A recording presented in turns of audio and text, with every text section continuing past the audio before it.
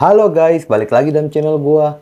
Guys, untuk video gua hari ini, gua ingin menceritakan kisah dan kasus yang sangat memilukan, di mana calon pendeta cantik telah ditemukan tidak bernyawa dengan bersimbah darah.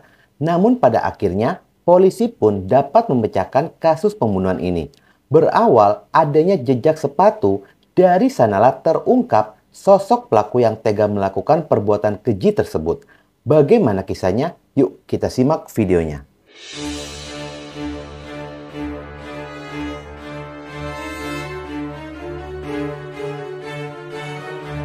Seorang wanita muda berusia 21 tahun ini bernama Astri Yunita, biasa disapa Yuyu, merupakan warga desa Morea Jaga 1, Kecamatan Ratatotok, Minahasa Tenggara.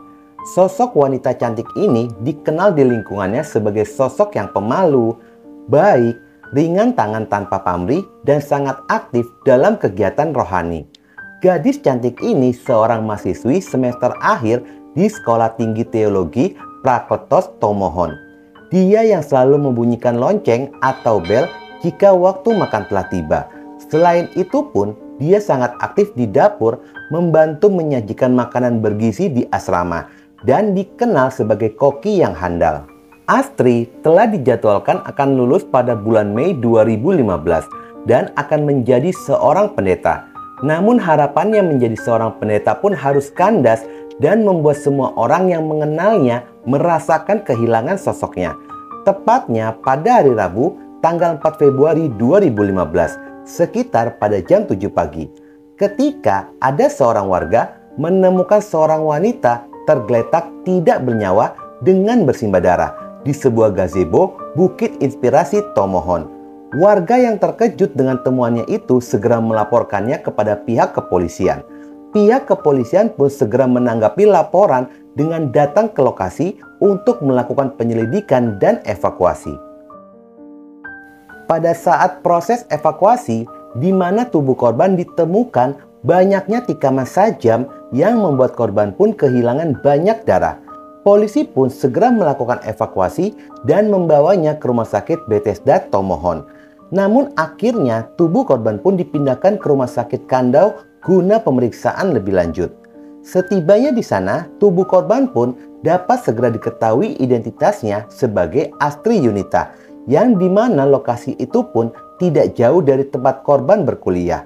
Sementara dari pemeriksaan ditemukan adanya 10 tikaman yang terdapat pada leher korban. Saat polisi melakukan olah TKP, awalnya polisi hanya menemukan adanya jejak sepatu. Namun jejak sepatu itu tidak bisa dipastikan apakah milik orang lain atau pelaku kejahatan.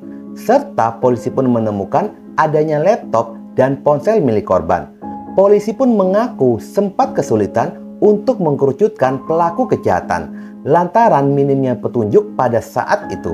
Berdasarkan dari keterangan keluarga, jika korban Astri memiliki kekasih dan hubungannya itu sudah diketahui oleh pihak keluarga keduanya. Namun belakangan ini hubungan mereka dikabarkan telah putus. Sejak korban ditemukan, tidak diketahui jika mantan kekasih dari korban pun menghilang. Meski banyak yang menduga jika mantan kekasihnya adalah pelaku kejahatan, namun polisi masih terus mendalami kasusnya dan mencari bukti keterlibatannya. Pada sisi lainnya, pada hari yang sama, sore harinya, Polsek Likupang Minahasa Utara mendapatkan laporan dari warga yang merasa curiga dengan gelagat mencurigakan dari seorang pria yang mengendarai sepeda motor Honda Vario dengan nomor polisi DB5685GN dan mengaku sedang mencari keluarganya di desa itu, tetapi tidak menemukannya. Orang itu pun terlihat mondar-mandir di sekitaran lokasi. Kecurigaan warga pun muncul lantaran melihat postingan foto-foto dari netizen yang menghubungkan kasus kematian Astri ada hubungannya dengan mantan kekasihnya. Dan foto yang tersebar itu mirip dengan pria yang sedang mencari alamat. Pihak kepolisian pun segera bergerak dan mendapati pengendara motor tersebut. Ketika polisi melakukan pengecekan surat-surat kendaraan, di mana jika STNK pada motor atas nama korban Astri, mendapati hal itu menambah kecurigaan pihak kepolisian. ketika pria yang mengenakan jaket hitam itu diminta untuk membuka jaketnya. Dan terlihatlah adanya noda darah pada baju itu. Untuk pemeriksaan lebih lanjut, polisi pun segera mengamankannya menuju kantor polisi. Pada saat dilakukan interogasi oleh polisi, pria terduga pelaku ini pun menolak atas tuduhan jika dirinya terlibat kasus kematian dari Astri. Meski terus-menerus didesak dengan pertanyaan polisi, namun dia masih bisa mengelak dan tidak mau mengakui perbuatannya. Meskipun pada akhirnya polisi pun berhasil menemukan fakta jika jejak sepatu yang ditemukan di lokasi sama dengan yang digunakan oleh terduga pelaku, serta ditemukan adanya noda darah pada kaos kakinya. Hal itu pun tidak membuat pelaku mau mengakui perbuatannya. Hingga akhirnya dilakukanlah tes DNA noda darah yang ditemukan pada baju dan kaos kaki, yang dimana hasilnya pun identik dengan korban. Terduga pelaku pun tidak dapat mengelak lagi dan mengakui perbuatannya jika dialah pelaku pembunuhan kepada korban Astri Yunita. Pelaku ini bernama John Angga Leonardo Wayong, berusia 27 tahun, mantan kekasih dari korban. Pelaku sendiri mengakui jika motifnya melakukan pembunuhan kepada mantan kekasihnya lantaran merasa sakit hati dikarenakan korban memutuskan tali kasih di antara mereka yang telah terjalin mulai pada tahun 2013 dan berakhir pada tahun 2015 awal. Kurang lebih 1 tahun lamanya mereka berpacaran, yang dimana korban dan pelaku ini sama-sama berkuliah di tempat yang sama. Pria kelahiran 9 Agustus 1985 merasa sangat kecewa saat mengetahui jika korban telah memiliki kekasih baru. Meski sudah berusaha untuk mendapatkan hatinya kembali, tetapi usaha itu pun selalu gagal dan cintanya pun selalu ditolak.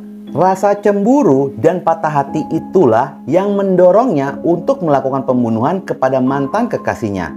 Pelaku mengaku menghubungi korban via SMS dengan mengatakan ada hadiah terakhir, tamo kasih pangana. Lalu berdua janjian untuk bertemu. Pada tanggal 3 Februari 2015, pelaku Angga mengajak korban untuk jalan-jalan menggunakan sepeda motor. Saat sudah tengah malam, korban dan pelaku pun mampir di gazebo Bukit Inspirasi.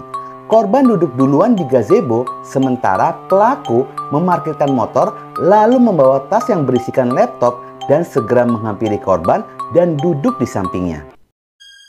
Pelaku sambil menyerahkan tas yang berisikan laptop, diam-diam pelaku ini mengeluarkan dan mengambil pisau dengan tangan kirinya, yang dimana pisau telah diselipkan di pinggangnya sebelah kanan. Lalu tangan kanannya membekap mulut korban dan menghujani leher korban dengan tikaman bertubi-tubi. Bahkan pelaku mengaku sempat meraba urat nadi leher dari korban sebelum melakukan penikaman. Dan tikaman itu pun berjumlah 10 kali, yang mengakibatkan korban kehilangan banyak darah lalu terjatuh dengan posisi telungkup dan meninggal dunia. Selain itu, pelaku pun mengaku baru melepaskan tangannya dari mulut korban ketika korban sudah tidak bergerak lagi.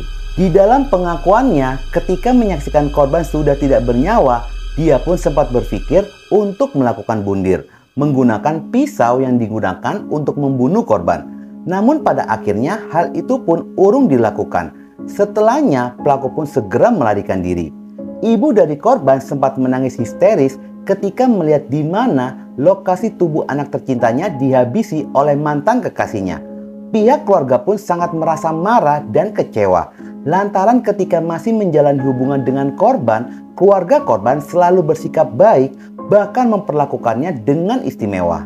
Di dalam interogasi itu pun pelaku mengakui jika pada malam itu memang dirinya sudah berniat untuk membunuh korban, di mana pelaku sengaja membeli sajam sebelum dirinya bertemu dengan korban. Dengan adanya sejumlah bukti yang menguatkan jika kejahatan ini adalah pembunuhan berencana, dan pelaku pun terjerat dengan pasal 340 dengan ancaman hukuman maksimal adalah vonis mati atau seumur hidup atau 20 tahun penjara. Kasus ini pun digelar di Pengadilan Negeri Tondano. Pada tanggal 9 Juli 2015, pelaku yang merupakan mantan kekasih korban dijatuhi vonis seumur hidup. Tragis banget apa yang dialami oleh korban. melihat korban merupakan calon pendeta dan bakal jadi pemuka agama, namun harus berakhir di tangan seorang pria yang tidak bisa berlapang dada karena tali kasihnya harus kandas. Kalau seperti ini, akhirnya menguatkan jika tepat korban memutuskan hubungan dengan pelaku. Dan mungkin selama menjalin hubungan dengan korban, pelaku ini memiliki tabiat yang kurang baik. Buktinya, dengan masalah seperti ini saja, pelaku lebih memilih untuk menghilangkan nyawa korban. Oke guys, sekian dulu video gua hari ini dan jangan lupa ikuti terus video gua. Oke?